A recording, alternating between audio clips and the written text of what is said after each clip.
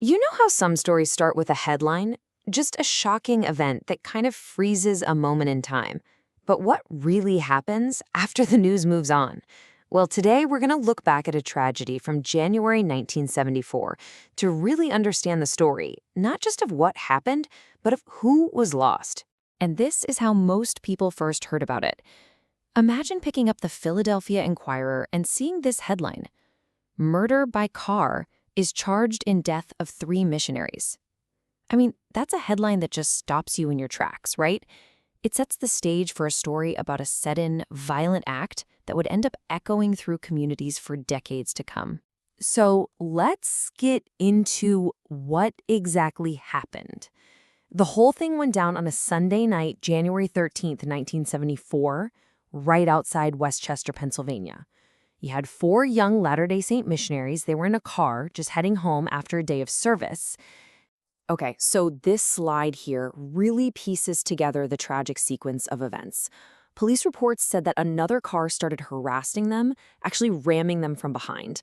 If you look at the diagram on the right, it shows how their car was literally forced to cross a grassy median and thrown directly into the path of an oncoming truck. And the image of the wreckage on the left, well, it shows the devastating results of that. Inside that car were 4 young men, all of them just 20 years old. 3 were killed in the crash: David Groh, Leonard Martin, and Jeffrey Buhner. The driver, Robert Greenwood, was the only one to survive. So what about the other driver? He was an 18-year-old named William P. Love. He was arrested later that same night at his home, and he was charged with 3 counts of criminal homicide. And just like that, this chaotic, awful event was brought into the cold, clear framework of the justice system. But you know, this story is about so much more than a crime scene and a legal charge. To really, truly understand the tragedy, we have to go beyond the facts of the case. We have to get to know the young men whose lives were cut so short. And that's the real question, isn't it? Who were David Groh, Leonard Martin, and Jeffrey Buhner? They weren't just statistics in some news report. They were sons and brothers and friends, and they were full of purpose. To really get a sense of the kind of person Leonard Martin was, you just have to hear this memory from his young nephew, Billy. Leonard worked at a scout camp, and one day he saw his nephew in a crowd. And without a second thought, he just took this intricate, handmade necktie he was wearing right off his own neck and gave it to him. It's such a small, spontaneous moment of kindness, but it really speaks volumes about his character. At their memorial service, the people who knew them best shared what they remembered. David Groh was remembered as being just so loving and sweet. Jeffrey Buhner was described as a spiritual giant. And Leonard Martin, he was remembered for the pure joy he took in his work. These are just snapshots, but they give us a glimpse of 3 distinct, really vibrant young men. And to add another layer of just absolute tragedy to the story, their mission president, a man named Hugh Pennock, shared that these young men had just had their finest week of missionary work. They were thriving, they were feeling fulfilled, they were at the absolute peak of their service when their lives were taken. So, as you can imagine, this tragedy sent shockwaves through their whole community. So how did they respond? Well, for their families and fellow church members, processing all of this involved a really complex mix of deep spiritual faith, profound human grief, and of course, a search for justice here on earth. Now, it's actually helpful to understand the context of their funerals. In their faith, a funeral service is often seen as a pretty uplifting experience.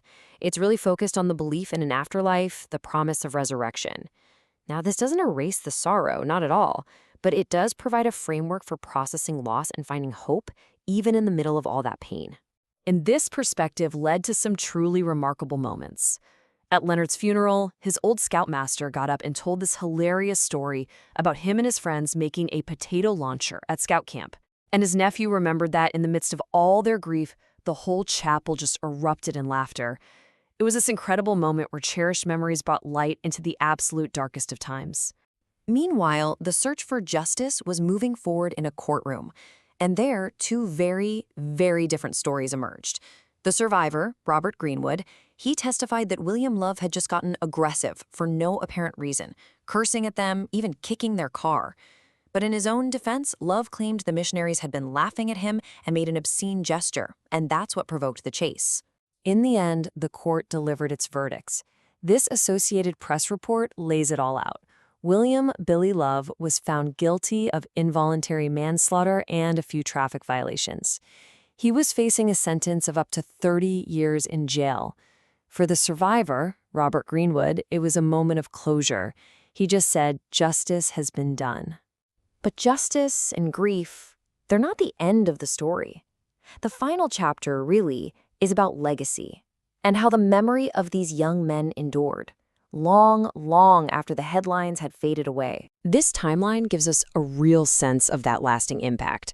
So the tragedy happens, justice is served that same year, but then 16 years later, in 1990, a letter is written, and that letter shows just how deeply these young men were remembered. And what's so remarkable is where this quote comes from. It's from that 1990 letter written by their former mission president, Hugh Pinnock. 16 years after Leonard Martin's death, he still called him the finest young missionary we had, remembering him as an ideal role model. This wasn't something said in the heat of the moment. This was a considered reflection almost 2 decades later.